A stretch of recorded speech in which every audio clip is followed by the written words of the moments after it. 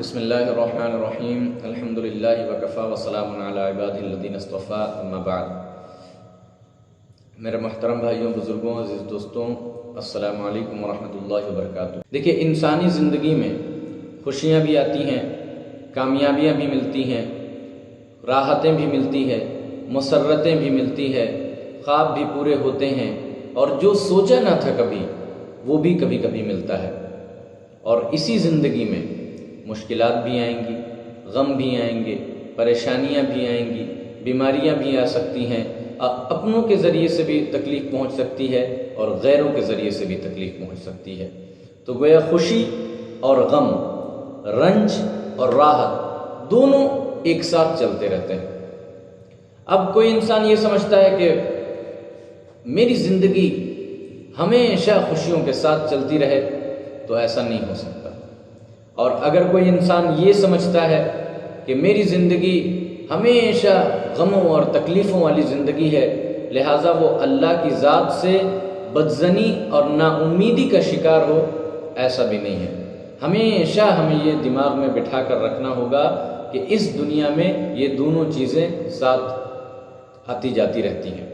اب آدمی کی حالتیں دو ہیں، یا تو ہماری حالت یہ ہے کہ ہمیں کوئی پریشانی نہیں، کوئی ٹینشن نہیں، کوئی الجھن نہیں، کوئی ایسی ضرورت نہیں جو پوری نہ ہو رہی ہو، کوئی ایسا خواب نہیں جو پورا نہ ہو رہا ہو، تو گویا آپ خوشی کی حالت میں ہیں۔ تو ایسے حالت میں سب سے پہلے اپنے آپ کو کنٹرول میں رکھنا ہے، کیونکہ جب انسان کوئی الجھن میں نہیں ہوتا تو اس کو بگڑنے کے خطرے زیادہ ہوتے ہیں۔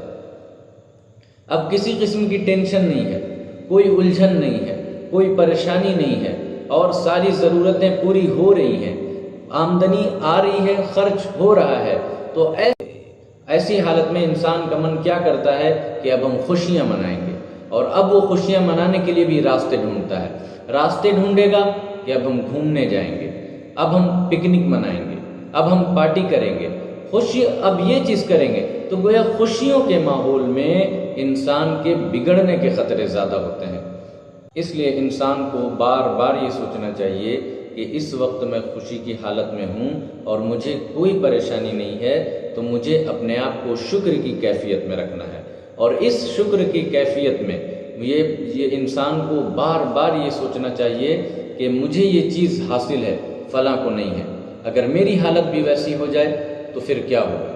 میری صحت اس وقت بالکل ٹھیک ہے، فلاں اس بیماری میں مبتلا ہے، میں اگر ویسا بیمار ہو گیا تو پھر کیا ہوگا؟ فرض کیجئے کہ آپ جوان ہیں، ہارٹ کا کوئی مسئلہ نہیں، برین کا کوئی مسئلہ نہیں، ہاضمے کا کوئی مسئلہ نہیں، نیند صحیح آ رہی ہے، آمدنی بھی ٹھیک ٹھاک ہو رہی ہے، اور کوئی ضرورت آپ کی ایسی نہیں جو پوری نہ ہو رہی ہو، اور کوئی ایسی ضرورت نہیں جو پوری نہ ہو رہی، گھر والے بھی بڑی شفقت کر رہے ہیں۔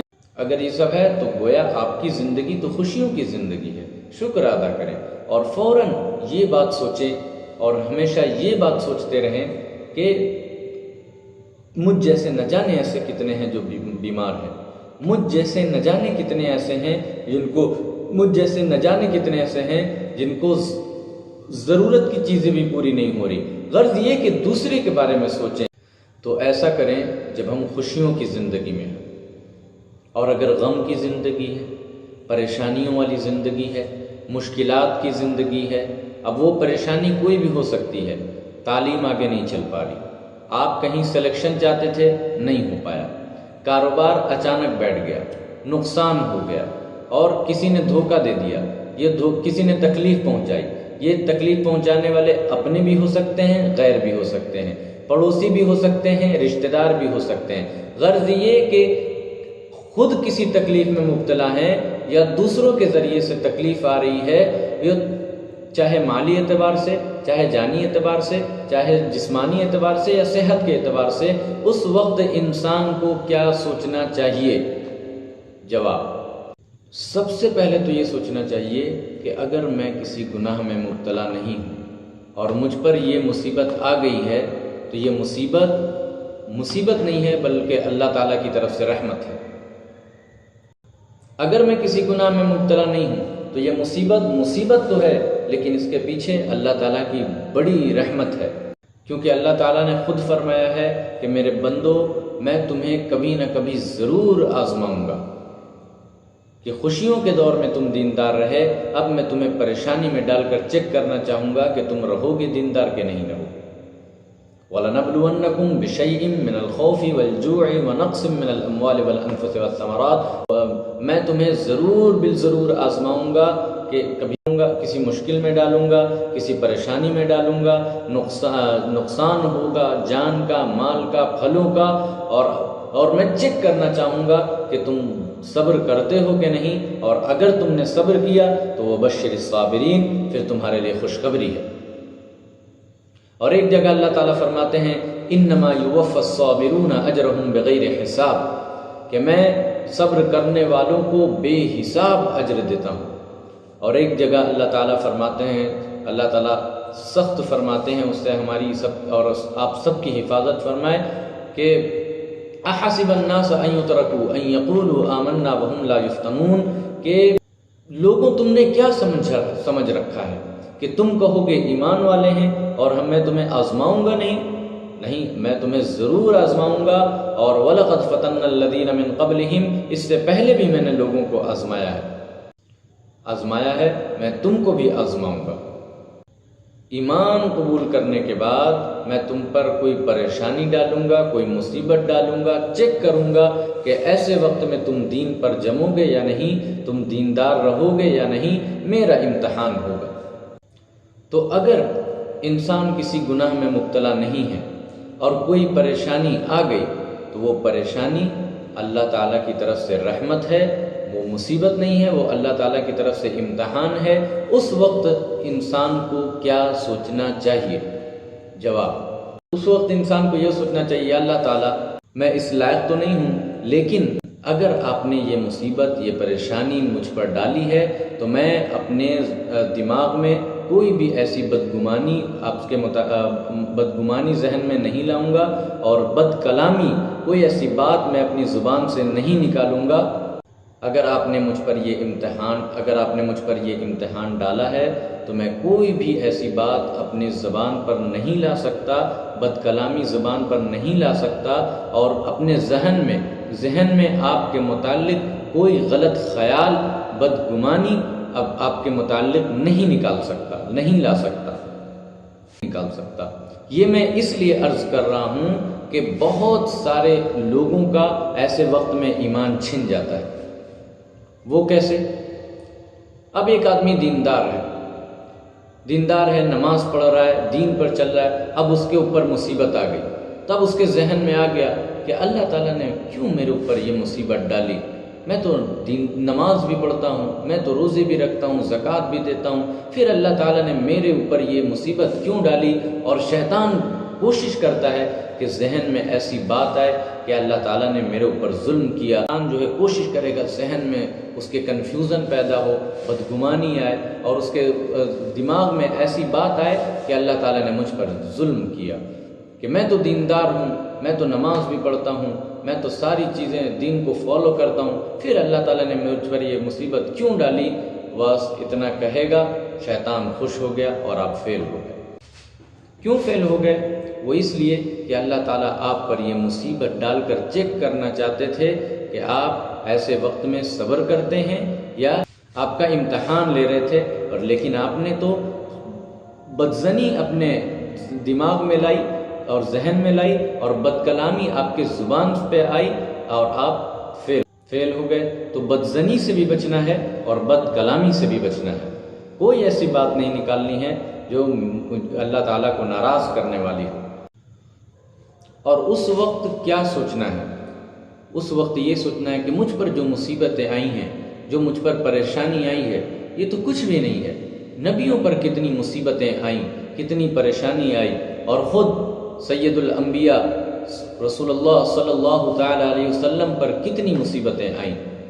آپ کو خود، کیونکہ اللہ کے رسول نے خود فرمایا ہے کہ جتنا مجھے ستایا گیا اتنا کسی کو نہیں ستایا گیا، جتنا مجھے تکلیف اور ایذا پہنچایا گیا اتنا کسی کو نہیں پہنچایا گیا۔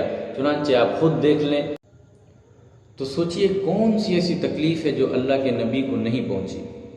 فاقے بھی لگے، گھر بھی چھوڑنا پڑا، گالیاں بھی دی گئی، تانے بھی دیے گئے، زخمی بھی کیا گیا، زہر بھی دیا گیا، پتھر بھی مارے گئے، کچڑا اور کوڑا اور خاک بھی ڈالا گیا، اور جادو بھی کیا گیا، زہر بھی کھلایا گیا۔ غرض یہ کہ تکلیف پہنچانے کی کوئی ایسی کسر نہیں چھوڑی، کوئی کسر ایسی نہیں چھوڑا، کوئی تکلیف ایسی نہیں جو اللہ کے رسول صلی اللہ علیہ وسلم کو نہ پہنچی ہو۔ بلکہ بعض دفعہ تو ایسے دردناک واقعات ہوئے ہیں، جیسے آپ خود سوچ لیں کہ مینا میں اللہ کے نبی جاتے تھے اسلام کی دعوت دینے کے لیے، تو کوئی گرد و غبار ڈالتا پھینکتا تھا، کوئی پتھر مارتا تھا۔ غرض یہ کہ پورے دن گھوم کر شام کو واپس آتے تھے، حضور تھکے ہوئے، گرد و غبار میں اٹے ہوئے، پسینہ ہے، اور کبھی کبھی خون کے دھبے بھی لگتے تھے۔ تو حضرت فاطمہ دیکھ کر ایک دم غمناک انداز میں پوچھتی تھیں، تو حضرت فاطمہ غمناک انداز میں کہتی تھیں کہ اے ابا جان، یہ کس نے کیا؟ یہ ایسا کیوں آپ کے ساتھ ہے؟ تو اللہ کے رسول فرماتے، فاطمہ صبر کرو، کسی کو مت بتانا۔ صبر کرتے تھے، کسی کو مت بتانا، برداشت کرتے تھے۔ مطلب یہ ہے کہ مصیبتیں آئیں گی، پریشانیاں آئیں گی، ان مصیبتوں میں فوراً ہمیں یہ سوچنا چاہیے کہ مجھ پر جو مصیبتیں آئیں وہ تو اللہ کے نبی کے سامنے کچھ بھی نہیں ہے، نمبر 1۔ نمبر دو، کبھی کبھی اللہ تعالیٰ اپنے بندوں پر مصیبت ڈالتے ہیں کہ بندے کو اپنے آپ سے اٹیچ کرنے کے لیے۔ یہ اللہ تعالیٰ کی بڑی حکمتوں میں سے ہے، مگر ہے وہ کڑوی چیز جو انسان کو سمجھ میں نہیں آتی۔ اگر ہے وہ کڑوی چیز، بندہ اللہ سے دور ہو چکا ہے، اب اللہ ڈالیں گے اس پر کوئی مصیبت ڈالنے کے بعد کیا ہوگا؟ اب وہ بندہ اللہ سے جڑے گا، یا اللہ میں بے کس ہوں، اب وہ نماز بھی پڑھے گا، اب وہ گناہوں کو بھی چھوڑ دے گا، اب وہ ذکروں میں بھی لگ جائے گا، اب وہ دوسروں سے بھی دعا کرائے گا، خود بھی دعا کرے گا، یا اللہ میں اس حال میں پھنس گیا، یا اللہ مجھ پر یہ بیماری آ گئی، یا اللہ میں اس پریشانی میں مبتلا ہو گیا۔ وہ خود بھی دعا کرتا رہے گا، دوسروں سے بھی دعائیں کرائے گا، امام صاحب سے بھی کہے گا کہ آپ میرے لیے دعا کریں، مجھے اس مصیبت، اب یہ مانگتا ہے کہ یا اللہ مجھے اس مصیبت سے نکال دے، اور اللہ تعالیٰ سنتے نہیں۔ کیوں نہیں سنتے ہیں؟ کہ جو ہی اس کی مصیبت اس سے دور ہوگی، یہ مجھ سے دور ہو جائے گا۔ اس لیے کافی دنوں تک اللہ تعالیٰ اس کی دعا نہیں سنتے، اور وہ دعا کریں، وہ مانگتا رہے گا، گڑگڑاتا رہے گا، مانگتا رہے گا، اور اللہ تعالیٰ اس کی سنتے نہیں۔ اٹیچ ہوتا ہے، غموں میں انسان اللہ تعالیٰ کے ساتھ اٹیچ ہو جاتا ہے، اور اس اٹیچمنٹ کو باقی رکھنے کے لیے اللہ تعالیٰ بہت دن تک اس کی دعا کبھی کبھی نہیں سنتے ہیں، تاکہ بندہ مجھ سے جڑا رہے، کیونکہ جیسے ہی میں اس کی مصیبت دور کروں گا، پھر یہ مجھ سے دور ہو جائے گا۔ خود بھی دعا کرتا رہے گا، دوسروں سے بھی دعائیں کرائے گا، اور اللہ تعالیٰ بہت دن تک اس کی دعائیں نہیں سنتے ہیں، اس لیے کہ چاہتے ہیں کہ بندہ مجھ سے زیادہ دن تک اٹیچ رہے۔ آپ خود دیکھ لیں کہ ہم سب کی زندگی میں خوشیوں کے دن بھی گزرے ہوں گے، اور کبھی کبھی غم بھی آئے ہوں گے، تو خوشیوں کے وقت میں ہم اللہ سے زیادہ اٹیچ رہے یا غموں کے زندگی میں، خود بخود سمجھ میں آ جائے گا۔ جب زیادہ پریشانی، تب اللہ سے زیادہ اٹیچمنٹ، وہ سوچ میں بھی اللہ کے ساتھ جڑا ہوا رہتا ہے، وہ نماز نہیں بھی پڑھ رہا ہو رہا ہے، تب بھی اللہ کو پکار رہا ہوتا ہے، یا اللہ مجھے اس مصیبت سے نکال دیجئے، یا اللہ مجھے اس بیماری سے، اس پریشانی سے نکال دیجئے۔ یہ مصیبتیں آ گئی، وہ مانگتا رہے گا، گڑگڑاتا رہے گا، مانگتا رہے گا، اللہ تعالیٰ کہیں گے ہاں یہی میں چاہتا تھا کہ تم میرے ساتھ اٹیچ ہو جائے گا۔ پھر اللہ تعالیٰ کہتے ہیں کہ انسان کی جب میں مصیبتیں، تکلیفیں دور کر دیتا ہوں، ایسے ہو جاتا ہے جیسے اس کے اوپر کبھی کوئی مصیبت آئی ہی نہیں تھی۔ اور کبھی کبھی اللہ تعالیٰ مصیبت ڈالتے ہیں کہ کسی بڑی پریشانی سے بچانے کے لیے اللہ تعالیٰ چھوٹی پریشانیوں میں بندے کو اپنے ڈال دیتے ہیں۔ یہ بھی اللہ تعالیٰ کی بڑی حکمت، بڑی مصیبت میں ڈال دیتے ہیں۔ اس کی بے شمار مثالیں ہیں، حالانکہ چھوٹی انسان اس کو سمجھ نہیں پاتا، حالانکہ چھوٹی پریشانی ہوتی ہے اس کو بڑی پریشانی سے بچانے کے لیے۔ اب اس کی ایک مثال سے اس طرح سے سمجھیے کہ ایک انسان کو ناک سے خون آ گیا، بلڈ آ گیا، اب وہ پورا پریشان ہو گیا، اس کے گھر والے بھی پریشان ہو گئے، اس کے بچے بھی پریشان ہو گئے کہ پاپا کو ابا کو اتنا بلڈ آ گیا اور بہت زیادہ آ گیا، اب اس کو لے جا رہے، گھر والے بھی پریشان، وہ خود پریشان، اب ڈاکٹر کے پاس لے جایا گیا۔ ڈاکٹر نے پورا چیک اپ ویک اپ کرنے کے بعد کہا جناب آپ کو مبارک۔ اس نے کہا کس چیز کی مبارکباد، کس چیز کا مبارک؟ تو کہا اگر یہ ناک سے بلڈ نہیں آتا تو مبارک۔ کہنے لگا کہ اگر یہ ناک سے خون نہ آیا ہوتا، بلڈ نہ آیا ہوتا تو دماغ کی رگ پھٹ جاتی اور برین ہیمریج ہو جاتا۔ اب وہ کہتا ہے کہ یا اللہ تعالیٰ تیرا شکر ہے۔ تو اب شکر کس چیز پر ادا کر رہا ہے؟ وہی نکسیر پھٹنے پر، جس پہ تھوڑی دیر پہلے وہ پریشان ہو رہا تھا۔ اور اس کی بہت ساری مثالیں ہیں۔ اب سمجھ میں آیا وَلَنُذِيقَنَّهُم مِّنَ الْعَذَابِ الْأَدْنَىٰ دُونَ الْعَذَابِ الْأَكْبَرِ، کسی بڑی پریشانی سے بچانے کے لیے میں آپ کو چھوٹی پریشانی میں مبتلا کر دیتا ہوں۔ پھر پریشانی کی ایک قسم وہ ہے جو اپنے اعمال کی وجہ سے آتی ہے، اور ایک قسم وہ ہے جو دوسرے پر ظلم ہو رہا ہوتا ہے، دوسرے پر ظلم ہو رہا ہوتا ہے، اور بہت ایسا ہوتا ہے ایمان والا ایمان والے پہ ظلم کرتا ہے، انسان پر ظلم کرتا ہے، ایمان والا ایمان والے پر ظلم کرتا ہے، اور اللہ کے نبیوں پہ ظلم ہوا۔ اللہ کو طاقت ہے سزا دینے کی، لیکن اس وقت ہمارا رویہ کیا ہونا چاہیے؟ جواب کیا ہونا چاہیے؟ کہ اللہ تعالیٰ آپ کو طاقت ہے کہ آپ اس کو روک دیں ظلم کرنے سے، لیکن ایسی جگہ پر ایک حدیث ہمیں دھیان میں رکھنا چاہیے کہ حدیث قدسی ہے کہ اللہ نے فرمایا کہ میرے بندو میں نے اپنے اوپر ظلم حرام کیا ہے اور تمہارے درمیان بھی حرام کیا ہے کہ تم ایک دوسرے پر ظلم کرو۔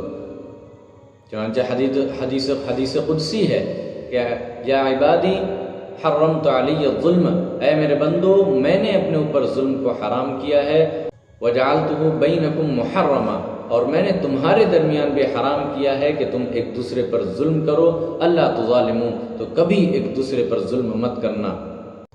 پھر پریشانی کی ایک قسم وہ ہے جو اپنے اعمال کی وجہ سے ملتی ہے، اور ایک قسم وہ ہے جو دوسروں کے ذریعے سے ملتی ہے۔ جب کسی دوسرے کے ذریعے سے ظلم آتا ہے اور سوچنے والا سوچتا ہے کہ یہ میرے اوپر ظلم تو کر رہا ہے لیکن اس کا انجام بہت برا ہونے والا ہے، اور یہ ہونا طے ہے۔ اکثر ایسا ہوتا ہے کہ اگر کوئی انسان کسی دوسرے انسان پر ظلم کر رہا ہوتا ہے تو اسی دنیا میں اسی زندگی میں سزا ملنا طے ہے، اور بہت کم ایسا ہوتا ہے الا ماشاء اللہ کہ وہ کسی دوسرے پر ظلم کوئی کرتا رہا اور سزا ملنے سے پہلے موت ہو گئی، اور اس کی موت ہو گئی، سزا نہیں لگی۔ بہت کم ایسا ہوتا ہے، ورنہ اکثر ایسا ہوتا ہے کہ اسی دنیا میں اس کو سزا ملنا طے ہے، وہ اسی زندگی میں اس کی سزا بھگتتا ہے۔ بہت کم ایسا ہوتا ہے کہ اس کی موت ہو گئی اور اس کو سزا نہیں لگی، ورنہ اکثر ایسا ہوتا ہے کہ کوئی کسی پر ظلم اگر کرے گا، وہ ظلم کسی بھی اعتبار سے ہو، چاہے کوئی اعتبار سے ہو، مالی اعتبار سے، زبانی اعتبار سے، ہاتھ سے، زبان سے، پڑوسی، رشتہ دار، افسر، کوئی بھی اگر کسی پر ظلم کر رہا ہے تو اسی دنیا میں اس کو سزا ملنا طے ہے۔ اللہ تعالیٰ فرماتا ہے کہ میرے بندو، اللہ تعالیٰ فرماتا ہے کہ تم یہ گمان مت کرنا کہ میں غافل بیٹھا ہوں، کہ تم کس پر ظلم کر رہے ہو میں دیکھ نہیں رہا ہوں، میں غافل بیٹھا ہوں کہ کون کس پر کیا، میں نہیں جانتا کہ کون کس پر کیا ظلم کر رہا ہے۔ ہرگز ایسا نہیں۔ اور اگر ہم نے مصیبت دیکھی دوسروں پہ کہ کسی دوسرے پر پریشانی آ گئی اور ہم خود اس سے بچے ہوئے ہیں، اور اگر ہم نے مصیبت دیکھی اوروں کو کہ کسی کے اوپر کوئی پریشانی آ گئی، کوئی مصیبت آ گئی، اور ہم خود اس پریشانی سے بچے ہیں، محفوظ ہیں، تو اس وقت ہمیں کیا کرنا چاہیے؟ فوراً اللہ کا شکر ادا کرنا چاہیے کہ یا اللہ تعالیٰ تیرا شکر ہے کہ میں محفوظ ہوں اس چیز سے جس میں فلاں پریشان ہے۔ اے اللہ تعالیٰ میں آپ کا شکر گزار ہوں کہ آپ نے مجھے بچایا اس مصیبت سے جس مصیبت میں فلاں گرفتار ہے۔ آپ دیکھ لیجئے، فلانا بیمار ہو گیا، فلاں کو نقصان ہو گیا، فلاں کو پولیس لے گئی، فلاں کا کوئی گھر میں جھگڑا ہو گیا، فلانے کو تھانے میں لے لیا گیا، کسی بھی مصیبت پہ کسی دوسرے کو پریشان دیکھیں یا سنیں تو فوراً کہیں کہ یا اللہ تعالیٰ میں آپ کا شکر گزار ہوں کہ آپ نے مجھے بچایا اس مصیبت سے جس میں فلاں مبتلا ہے، تو انشاءاللہ تعالیٰ اس کا نتیجہ یہ نکلے گا کہ آپ قیامت تک اس پریشانی سے محفوظ رہیں گے۔ یہ سکھایا ہمیں جناب اکرم رسول اللہ صلی اللہ تعالیٰ علیہ وسلم نے۔ اور خاص یہ کہ اگر آپ کسی کو دیکھیں مصیبت میں، پریشانی میں، اور حقارت آ گئی ہے ذہن میں، جیسے بھائی آپ گاڑی سے جا رہے ہیں اور کسی کو آپ نے دیکھا کہ وہ بیچارہ سائیکل سے دھوپ میں تھکا ہارا پسینے سے شرابور ہے اور جا رہا ہو، سائیکل بھی نہیں ہو، لڑکھڑاتا سا ہوا، اور آپ کے ذہن میں آ گیا، آپ کے ذہن میں اس کی حقارت آ گئی کہ ہاں فلاں کو دیکھو یہ ہے ہی اسی لائق، ہاں اللہ نے ٹھیک کیا ہے اس کے ساتھ، ہرگز نہیں کہ یہ تو ہے ہی اسی لائق، دیکھو اللہ نے اس کو کیا سزا دی ہے، ہرگز نہیں، بلکہ ہمیشہ یہ سوچنا چاہیے یا اللہ تعالیٰ آپ ہرگز نہیں اللہ کا شکر ادا کریں، کیونکہ اللہ تعالیٰ کو طاقت ہے کہ میں اس جگہ ہوتا اور وہ میری جگہ ہوتا۔ یا اللہ تعالیٰ میں تیرا شکر گزار ہوں کہ تو نے مجھے بچائے رکھا اس چیز سے اس سے جو دوسرے کے متعلق میں نے دیکھی یا سنی۔ جب ایسی کیفیت اور ایسا مزاج بنتا ہے تو شکر کی ایسی کیفیت ابھر کے آتی ہے جو اور کسی جگہ پر نہیں آتی۔